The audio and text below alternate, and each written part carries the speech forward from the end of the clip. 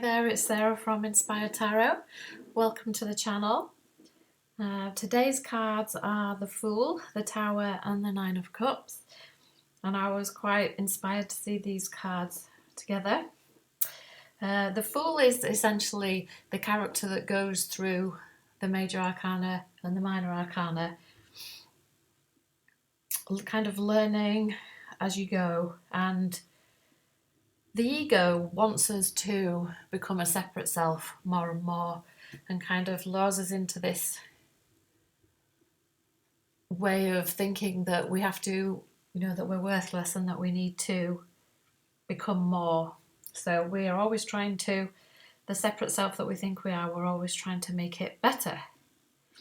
And basically that's the wrong direction. So as the Fool, we need to be looking at undoing the separate self and becoming more unified with the whole, with everything, and understanding that the whole world is ourself, not just the character that we think that we play. That's just a dupe by the ego. And then when we think we play that character, we end up just feeling very small. We feel like a mere mortal. And we make decisions from this distorted perspective that we're this small character that needs to survive and needs to prove itself and do all these things. And then it sends us on this like endless journey of trying to become a better self. But the more we do that, the more we wind ourselves into the illusion, and then the more we feel frustrated and disappointed that things don't really work out, but we still keep chasing the proverbial carrot or the fool's gold.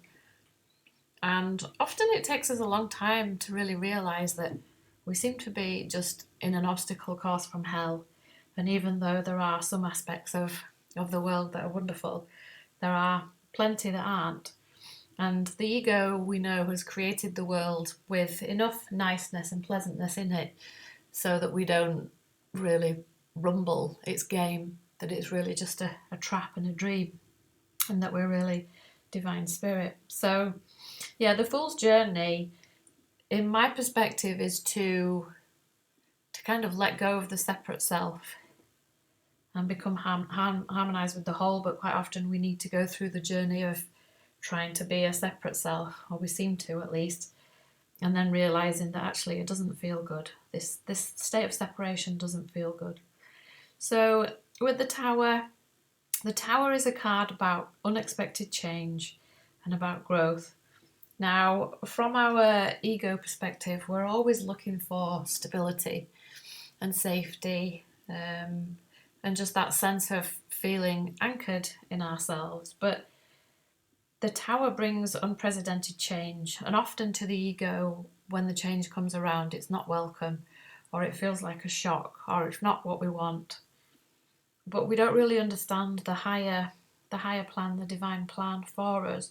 And because the spirit's plan for us and the ego's plan for us are kind of antithetical, then anything that happens to us from our very egoic perspective can feel horrific.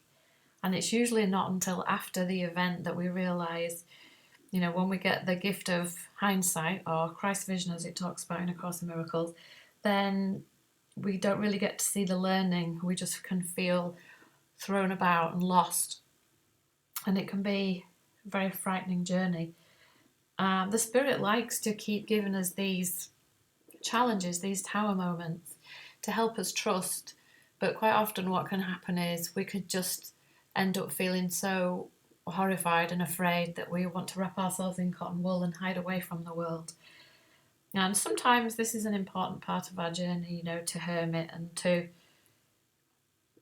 recuperate from these Tower moments, because we do need to integrate after traumatic events or events that seem traumatic.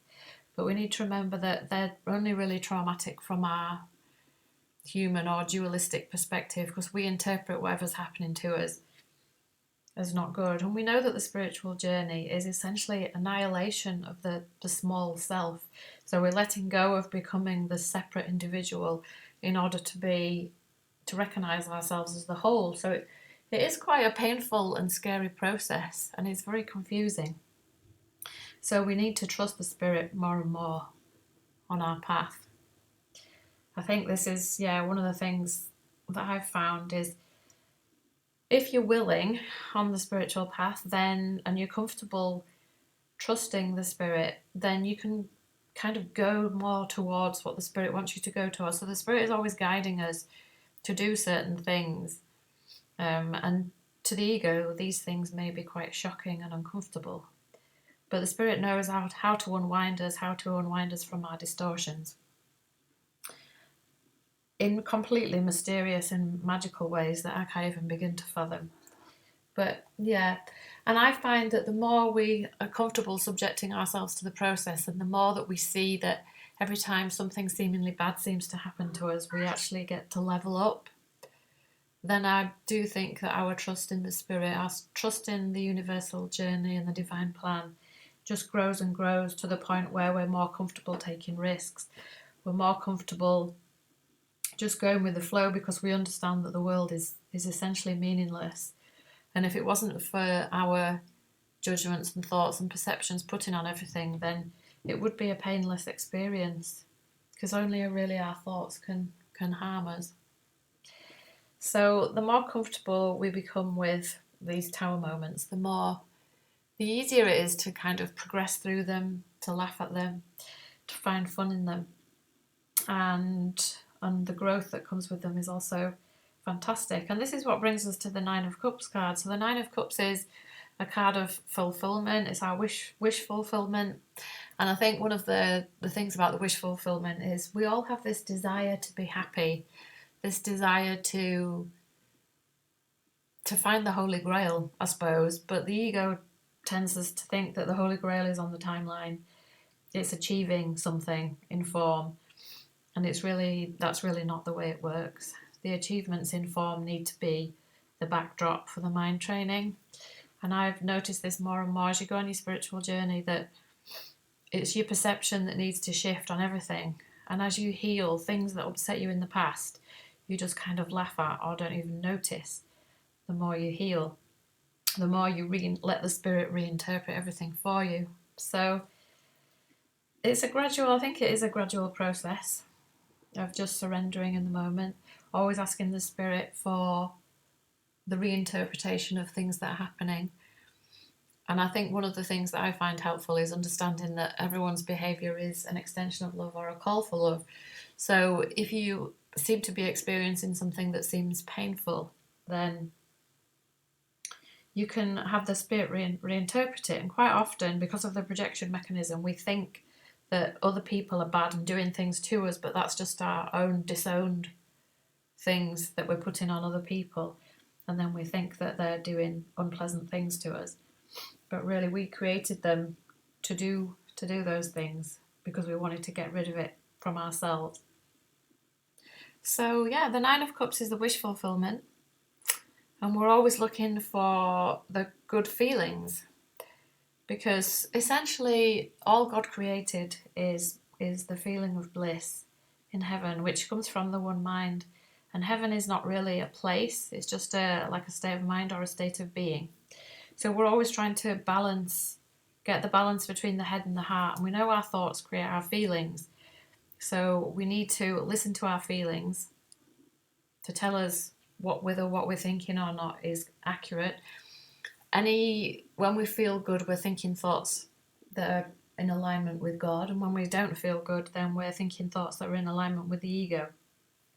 So our feeling system is always guiding us, reminding us to think differently. And as we think differently, we feel differently. And the more that we see that our interpretations of other people as bad keep us in this frightened state, the more we start to trust other people. We start to kind of trust that we're always healing. And over time, I notice that their demeanour towards you softens. People are more accommodating and helpful. And then as you notice that, you start to be more grateful and see it. And then you call it forward more and more until you see that the external world is like an outpicturing of your internal world, and that the external world is always full of clues. And if we can follow these clues without judging these things as separate and bad, then we moved more towards the Nine of Cups, which is essentially to return back to our divine nature, which is what everyone wants, which is that unified state. But because we have such a strong fear of connection and oneness and fear of love, it's like we fear redemption more than we fear the darkness, which sounds crazy to us from our human perspective. We think, actually, no, I really do want to love everyone and everything. But then when it comes to not hiding ourselves and going towards the things that we want or the people that we want or speaking our truth, then we get this resistance and avoidance. And it's just a constant process of undoing. So we don't even realise that what we say we want is what actually frightens us the most. And the spirit just kind of knows that our mind is so confused, our process is so convoluted, and we cannot judge our advances from our retreats. So yeah, the spirit just undoes us a bit at a time. And like I said before, it's very mysterious how it happens, but it does happen. And we just got to stick at it and keep trusting that the world is a harmonious whole and that everything can be reinterpreted in a helpful way by the spirit, because everything is essentially meaningless and that we're not this separate character.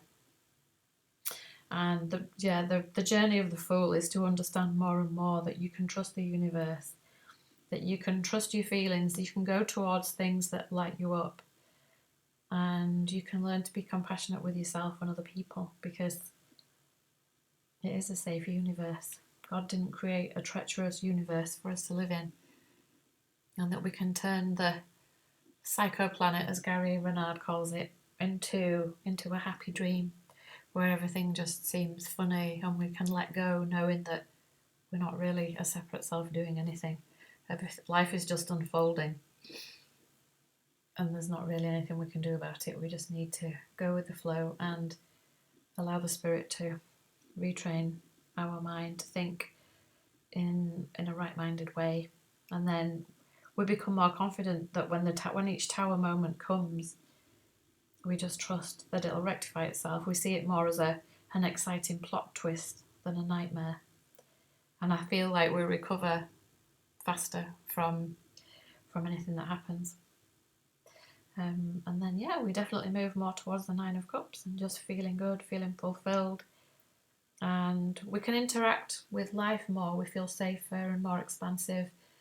We're able to connect with people more, and it's just a nice way of being. It's kind of taking us back to our natural state where we feel in a perfect state of oneness with everyone and everything. So that's my reading for today. I hope it helps. I love you all. Bye.